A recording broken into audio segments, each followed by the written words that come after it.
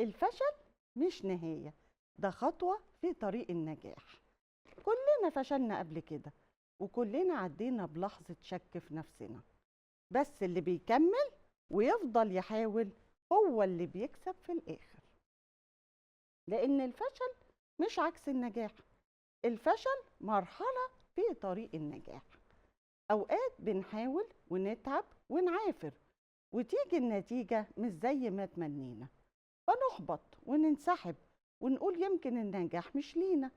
بس الحقيقة النجاح مش بيجي من أول مرة، وبيحب الناس اللي عندها عزيمة، اللي بتقع وتقوم، واللي بتغلط وتتعلم. فاكرين أديسون؟ جرب أكتر من 1000 مرة علشان يخترع المصباح، فلما سألوه قالوا له فشلت 1000 مرة. قال لهم لأ، أنا اكتشفت 1000 طريقة مش شغالة معايا، بس في الآخر وصلت للمشكلة وحلتها. مازن ميديا برودكشن.